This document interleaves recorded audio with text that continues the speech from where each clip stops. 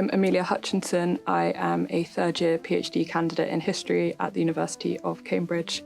The object I'd like to speak about today is the Pomeranian art cabinet. This is a cabinet of curiosities that was made in Germany, started in around 1610. It took about 7 years to complete and was completed, therefore, in 1617. And it was made by Philipp Hainhofer and his group of Augsburg artisans for the Duke Phillip II of Pomerania-Stettin. The cabinet had many different functions. It was highly decorative. It had lots of art objects inside, as well as natural objects, natural specimens. It had medicines, balms, ointments. It had writing equipment. It had musical instruments. So it was a whole range of different uses and functions. One of the primary functions was for the Duke of Pomerania to be able to show his status as a patron of the arts to other German princes and dukes. And it would be toured by different esteemed visitors to the Stettin court and shown off and displayed. The first sort of form of museum collecting, perhaps. There is a painting, actually, of the cabinet's delivery to the Stettin court by Anton Mozart, which was painted in 1616. So before the cabinet was actually delivered, and it was an imagined scene. And you see the Duke of Pomerania-Stettin and his wife sat next to him, and Philipp Hainhofer, the merchant, displaying the cabinet to him and his court. And you can see that the cabinet's unlocked. Hainhofer is showing off the different drawers, the different functions, and around the edges are all the different artisans who were used to make the cabinet. Hainhofer's cabinets were made in the typical Augsburg style, so using ebony or dark wood.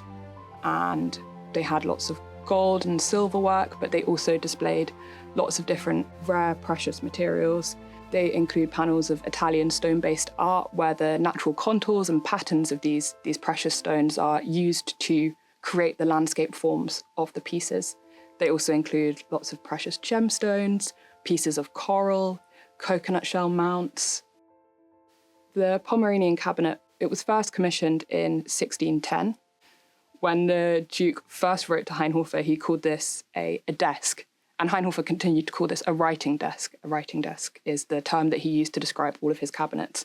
And so I think perhaps at the start of the commission, the Duke had anticipated something a little less elaborate than the thing he got, and probably anticipated a shorter time frame of delivery.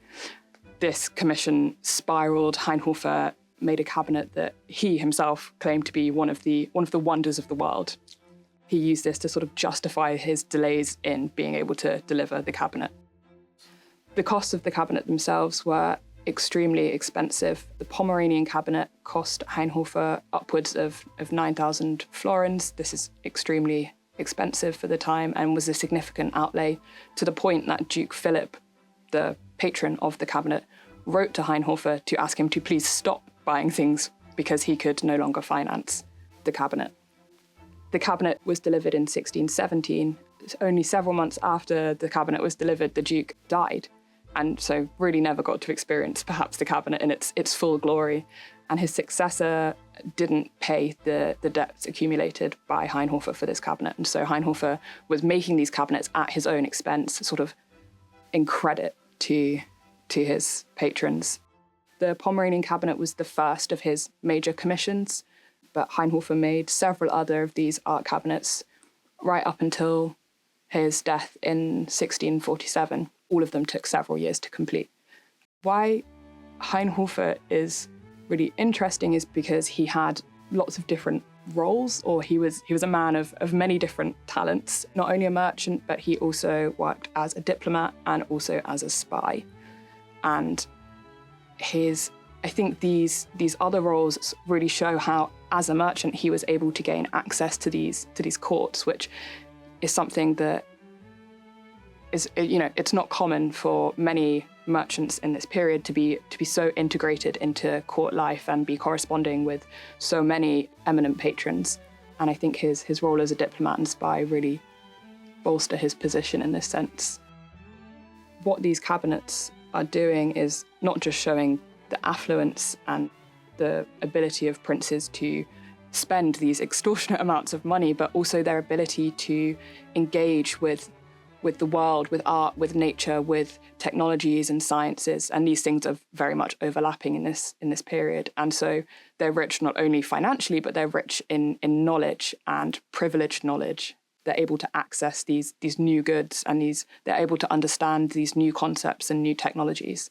And so I think this is a really important point about these cabinets. They're often talked about as a microcosm of the world. This is a term that's used a lot in the 17th century. It's a contemporary term, but also used by historians to think about macrocosm and microcosm, and this relationship between the universe and God and the celestial spheres, and then the natural world and natural materials and the microcosm of the world and its place within the universe. And the cabinets are then sort of a microcosm within the microcosm. So within the world, this cabinet is representing everything that the world has to offer. And the imagery on the cabinet also engages with astrology, astronomy, the liberal arts, and so really speaks to this harmony between microcosm world and macrocosm universe. Whilst now it's easy to look at these amazing cabinets and think that he must have been very successful as a merchant, and in many ways he was, because he really integrated himself in a quite remarkable way into these courtly settings. Financially, he did really struggle. Hainhofer continues to make these art cabinets at significant personal cost. The Pomeranian cabinet was the only cabinet for which Hainhofer had a predetermined patron. For his subsequent 3 cabinet projects, Hainhofer had no guaranteed patron in mind, and he was making these cabinets perhaps with someone in mind that he would sell it to, but he had no one agreeing and paying him upfront. So he was making these cabinets at significant personal expense. The Pomeranian art cabinet was housed in the Kunstgewerbemuseum in Berlin, so the Decorative Art Museum. Unfortunately, the body of the cabinet was destroyed in 1945 after the storehouse in which it was kept was bombed. But the objects and the contents of the cabinet are still on display in the museum, and you can go to see them, including the painting by Anton Mozart of the delivery of the cabinet, which was a panel that was actually then integrated into the cabinet itself when it was delivered. So you can see in the Decorative Arts Museum this scene painting and sort of get a sense of what the cabinet would have looked like. The cabinets for me are especially interesting because they really speak to my interests in the history of knowledge and the history of science and medicine and the history of art. And this is what in my thesis, I really want to think about how all of these things operate together in the early modern period. And we don't have a clear history of science versus a history of art versus a history of knowledge. Actually, all of these things are working in harmony, and they're sort of part of a wider cosmological understanding about the way that nature and the world operates. And this is really represented perfectly in these art cabinets, which speak to art, to nature, to technology.